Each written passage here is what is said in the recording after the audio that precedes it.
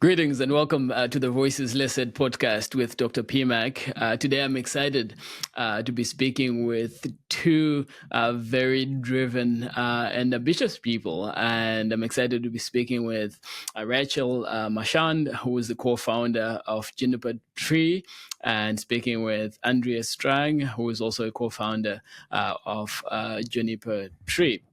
Rachel is a member of the syilx member of Okanagan Indian Band and holds an ECE and a Master of Education. She is an early years educator with a passion for integrating land-based and culturally responsive resources into early childhood education. Rachel's work really is focused on storytelling, language revitalization, and fostering strong relationships between children and their land through culturally relevant teaching practices. She loves working in the early years with a vision for decolonizing education, and as an educator, works tirelessly to bring meaningful life experiences. Andrea is a non-Indigenous early childhood educator with a specialization in Montessori and holds a Bachelor's of Education and a Master's of Education, and is passionate about supporting reconciliation in education and is committed to upholding First Peoples principles of learning and an Indigenous worldview in her work, focusing on inclusive, meaningful, holistic, and decolonized approaches to early learning. Join me today on Voices Listed podcast with Dr.PMak as I speak to these two social entrepreneurs.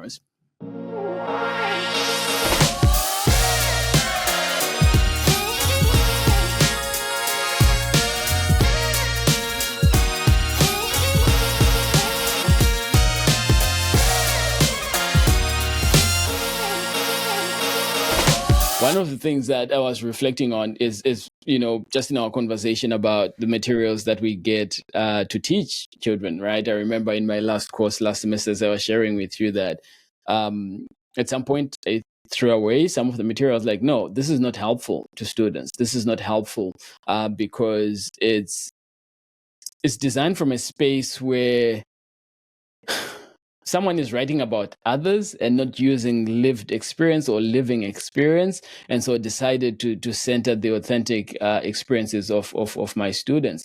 And so I love the story of Juniper Tree. I love the story of your organization. And so for my listeners, Rachel and Angie, or Andrea, but we love calling her Angie, co-founded Juniper Tree Learning, and Juniper Tree Learning really is a social enterprise that's committed to creating meaningful Indigenous resources for children in the early years. And their vision is a future where reconciliation is realized and where Indigenous communities, cultures, and languages are preserved and accessible for future generations.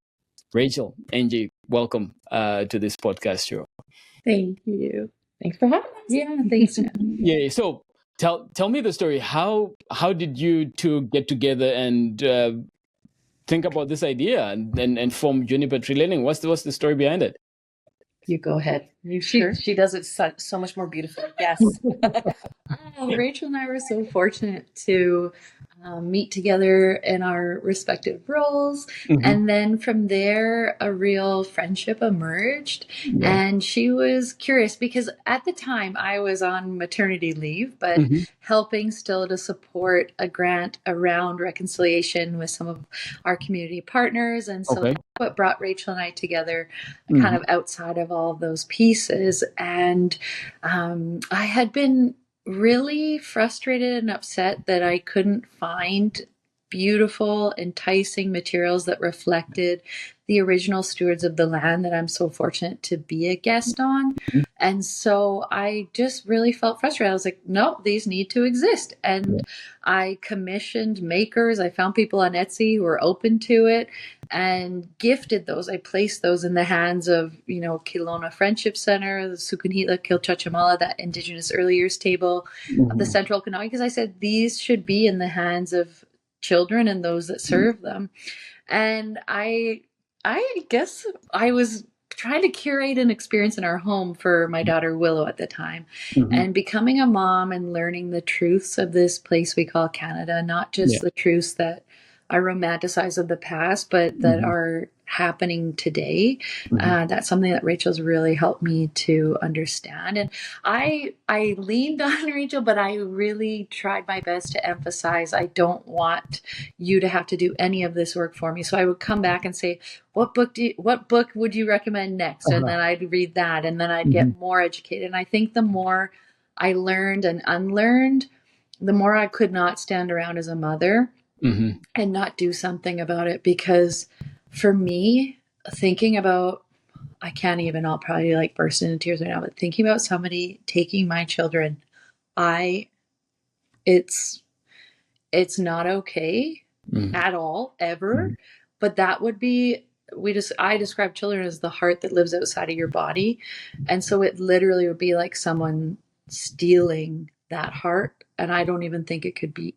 So for me, it's also about honoring the voices of survivors and making sure that it never happens again. And so that, anyways, I know I'm going on and on, but Rachel, yeah. So I'll pause you there. And so Rachel, Angie comes, right, and says, "Hey, resources." And what was going through your mind? Yeah, I'm like, who's this non-Indigenous person? Exactly, right? Exactly, Yeah. right. So and of course with this lovely energy. In my work, and I mean the role that I was in when our paths crossed was to help be that. But I think it, again, the development in that story, the reason why even that initial friendship, and interest was just I think from both races, or both, right? Like her working within her role, and then mine on what, like, non-Indigenous, Indigenous, was that we were both very good stewards of those, groups, but willingness, like, or allies for the groups to be able to do that hard, good work in a good way. Because not everybody is on their path of learning or healing on our side and learning on her side to do that real reconciliation work. And I think both of us really complement each of our sides well. And then it was like, so I think from there we both became, like, as Andrea explained, like, just even simple asking, because I was her safe person from the race, right? And from the cultural group of people that, I want to do this in a good way.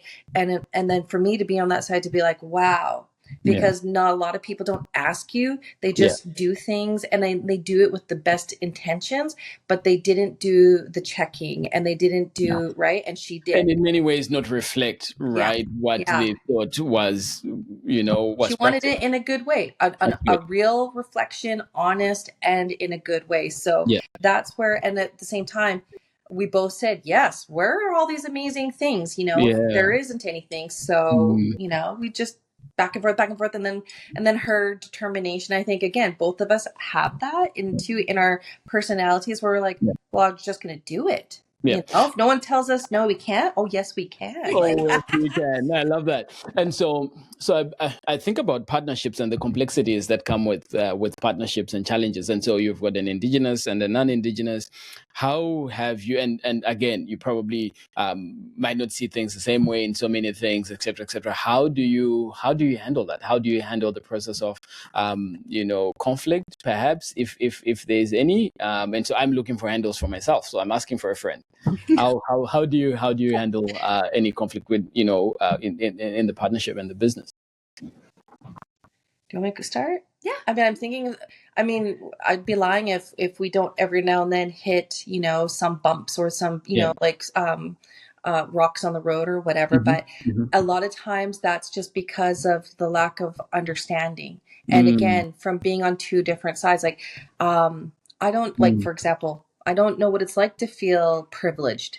So when, Andrea coming from a good place, like, but at least I know her well enough to say, hey, this is how I'm feeling, and I don't understand. And can you kind of like, can we talk about that and have those hard talks? So then it's like, a lot of times, too, like, like, so like, I just think of the one time, like about a year ago that we had, and it was just that, or situations, right? Lived experiences still are currently different, and, it's, but being in a good way to say, this is how I'm feeling, this is what I may be needing and I'm not understanding, and then being that partner and then working together. So if anything, I think even that, year ago helped us to grow even more, right? I really think we did. Like, and I think it's that vulnerability, like, and it's opened up the space, because there's times where even, Rachel, in my mind, it's unfathomable that she wouldn't. I just wish you could see yourself the way I see you without sounding too cliche or silly, because you are so brilliant and creative and have so many amazing ideas that you execute. You think critically. You're not afraid to say the way it is, which I love. That actually, you want to know when I knew I wanted to be like what partner? Well, I was going to say best friend, but yeah. I remember Rachel called me out. She was like, "This is great. It's really nice you're doing all these things for the early years, but what are you going to do when they get to high school and it's all over from there?" And I was like, "Dang, girl, I definitely do." But so I think that, and then I think of, often we talk about this with our business, and I would say social entrepreneurship instead of business, because the goal is not really to make money, but we talk about any roadblocks we come to, like rocks in a river. And so the river is our overarching goal. It is, we want to create these resources for children and educators and those that serve them. We want to see a future where reconciliation is realized in a meaningful way. And that, very well may be after we leave this earth, but that's the intention. That is the flow. That is what's happening. So when we come to these pieces, it's like, okay, how do we move around this? How do we continue the flow? And not in a way of ignoring it, but like, okay, this is just a block in the river, but we need to pivot. And so there's, even in the products we've had, we've shifted in being responsive to communities. I think for us, it's that nothing is fixed and everything is open to adaptation, critical reflection on my part, especially. I love that, and I love how you just and I can see, if you're not watching this on YouTube and your Spotify, you can't see what I'm saying, but just love how even just the proximity that you have to each other, it's like the friendship that comes with this journey and with this partnership, and the authenticity that you both bring, right? And so even as we were both speaking, I was like, who is in my circle, who helps me with that authenticity, who speaks, and even from the Indigenous perspective, who can I speak to that can help me, guide me here in the Lekwungen people's territory, right? Who can help me, guide me and say, hey Patrick, well, what you're trying to do, what you're trying to work with with the students at the university is not in a good way. Here's how I would suggest, right? And so I'm so thankful to see what you're modeling and what you are displaying, which is so needed, right, when it comes to reconciliation, but and also being able to do things in a good way. Now, I'll segue a little bit and speak about social entrepreneurship as a concept, right? So it's really the practice of creating and developing sort of ventures that combine, perhaps we would call them business principles, right? As well as, hoping to have what we call social impact, or maximizing on social impact. Now, on this journey, how have you been able to bring in a balance, right, between the business side, right? And I know Juniper Tree is growing, as there's many more opportunity expansion to grow. But as you reflect, how have you been able to balance the business side with the social impact side? So how have you been able to balance profitability with social impact? That's a great question. I think a lot of things shifted for us once we became out in the open, because there was a long time there from when we started the company to this fall when we shared who we were. And I talk about Rachel seeing herself how I see her, but even for me, I really was hesitant. I thought, like, what is this non-Indigenous woman doing? I don't want my face out there. I was like, Rachel, I should just be in the background supporting, like you. And she's like, no, it's important that people see us together. They see us working as a model for reconciliation. But for me, I'm just, So in terms of the social, we are for profit.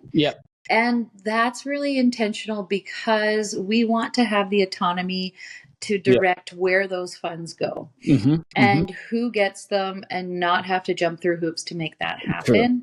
So, and then also our whole business structure, I would say, is a little bit backward. Like when you talk to a lot of business people, you know, but for us, it's that Indigenous worldview. So we give without expecting to receive, knowing that what is meant for us will flow back at that time. And that's, I don't want to even use the word paid off because that's not the point, but exponentially. And so even for us to create, you know, collaborate, create resources, send up samples, that's at no cost to the consumer.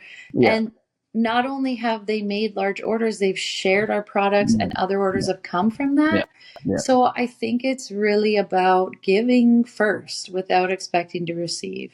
Wow. And like even at the conference, the second day we were like, no, these need to be in the hands of children. So we started handing things out. Oh my and word. Again, from that, more has come. So it's really that sort of holistic Indigenous worldview towards business and how we treat each other. Because when we win, we want everybody else around us to win. We also want to honor everyone in the process. Anyone who's touched the products, whether it's whether it's Pauline sharing a language, we want her to be paid well and honored for that. We want so that similar to how we were having a conversation earlier, not in this podcast, but about the intention and about loving children and filling those spaces with love, and how you can feel that. You could feel when you want to get out of a room because it doesn't feel right.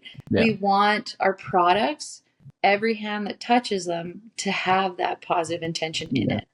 I think too, sorry, from even my lens or my experience in Indigenous view is that it's like, I'm just thinking like my analogy would be like ranching. It's a lifestyle and a way of life. So my if I was to say I had a barometer and a scale to be, you know, when you say the balance is it's just like social work.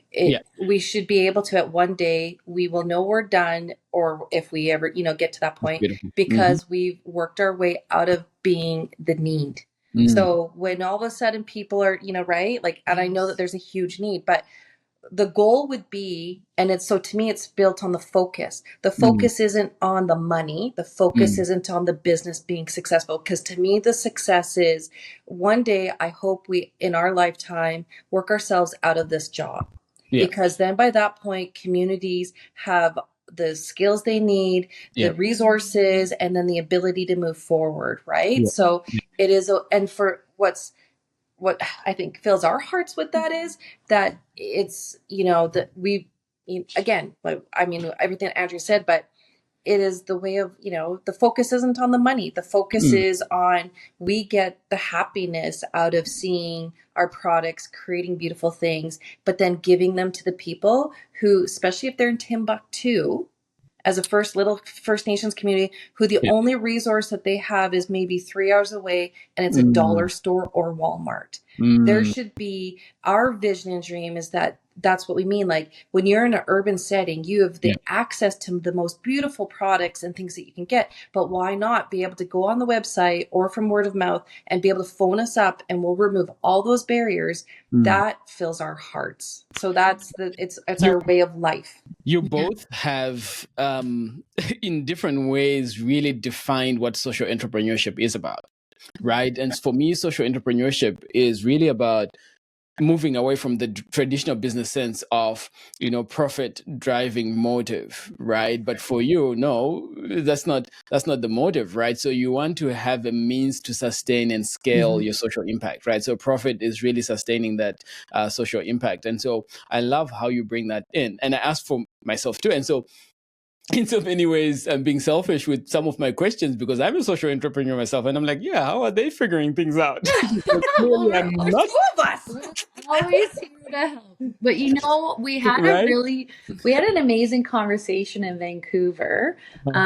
Just like a family friend who's in the financial world who was curious. And we met up when we were at the Finesse conference after one of the days. Anyways, he was asking all these questions, and at the end he said, the reason I'm asking all these questions is because I want you to be successful. And then he corrected himself. He said, no, we need you to be successful. He's like, because if this fails, it's a loss, not to you as business, but it's a loss to the community. It's a loss to, the communities that could be benefiting from this. And so that resonated deeply, because Rachel will joke, like, from a business perspective, I'm the one who wants to give everything away. And Rachel's like, no, we gotta, we need to, sustain, right?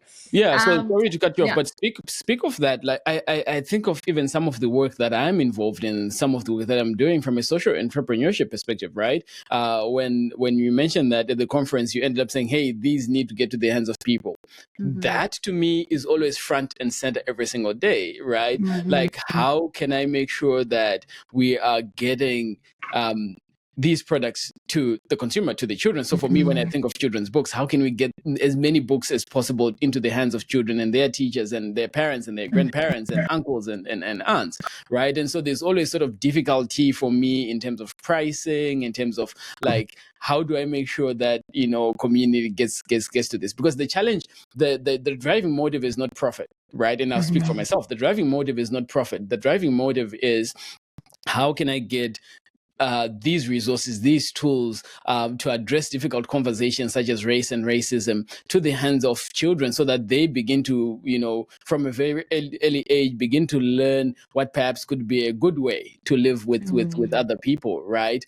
And so I'm so appreciative of you even sharing this example of, your friend walking through with, the financial pieces and saying, we need you to be successful. And I will echo that. We need Juniper Tree Learning to be successful, because we need those materials in the hands of young children across Canada, across North America, and beyond.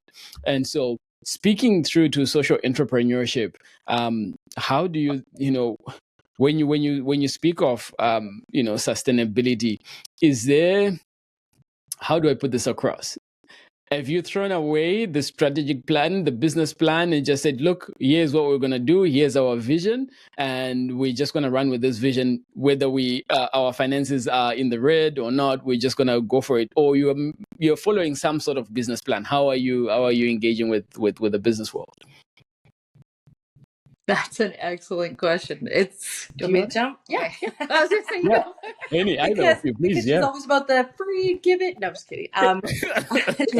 She's the giver, and I'm a giver too. But no, that's a great question. But so even when we began, because we did realize, like, we want to build this, and then Andrew's like, here's a wood cutting machine. It's $3,000. Like, what's affordable? And at the end of the day, in my mind, yes, I don't want our business to become, especially to Andrea and her side, because right, like, to have that impact, like, and vice versa. Like, it shouldn't be hurting and harming us. So something that I found right away is that our business can be, like, we create the resources, but it's then where we could find an immediate gain would be doing more of that consulting piece, because then there's no cost behind that other than you're paying for us, or you're asking us to come to have a conversation, and that just helps the business. Like, so that's where we see immediate return versus it being something that we have to, we bought this machine and now how we got to sell so much to pay it off. We can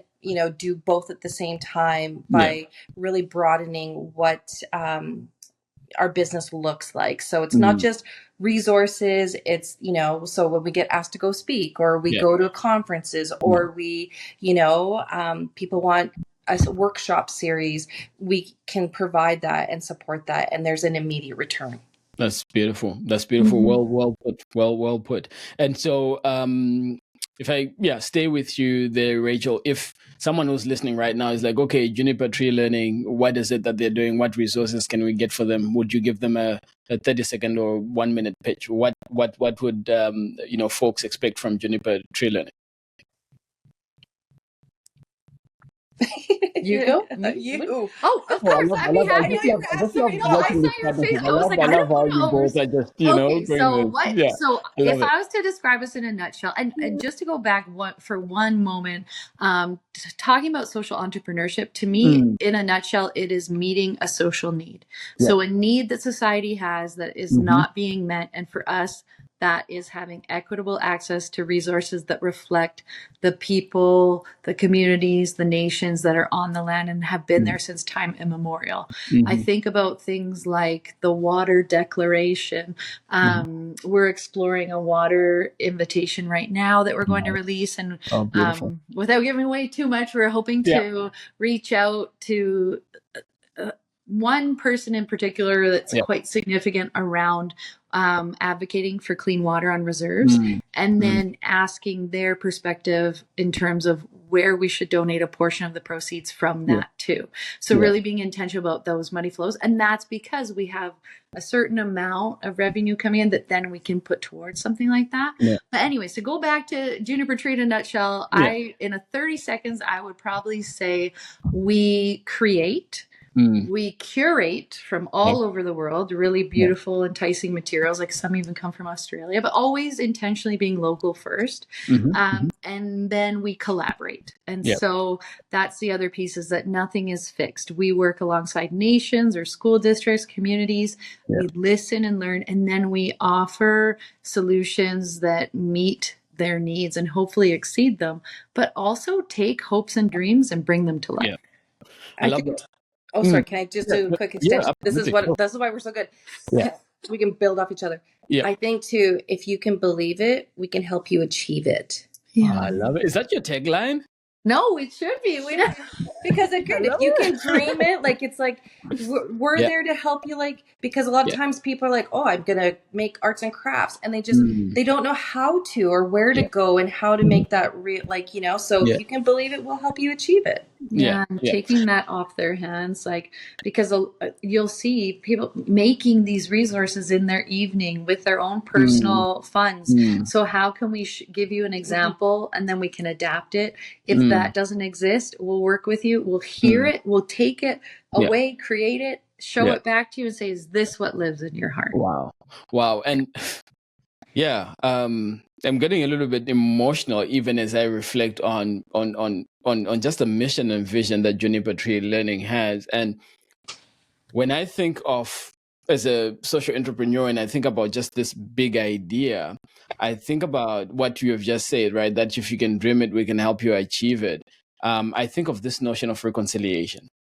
I think of how you two, when I see you right now, how you're building up on each other, and,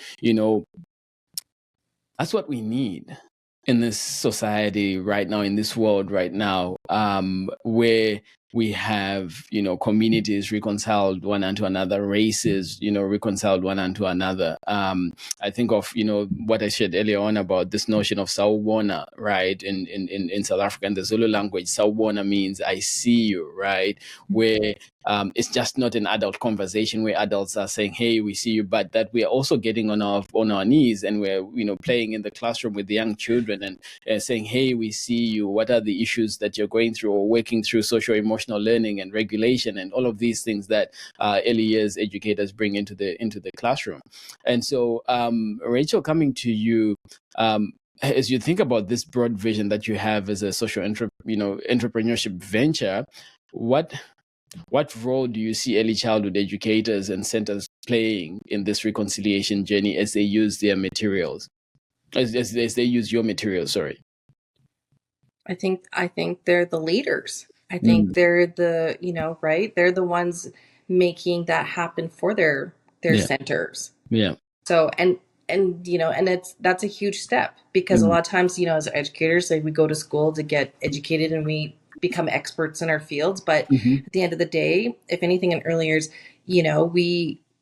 we're always on a learning journey. So I mean, they're there to provide that opportunity, and it's an important, responsible role. So I think they're so imperative to the success in that, so it's like one thing to purchase, but then again, like, just creating the opportunity. Wow.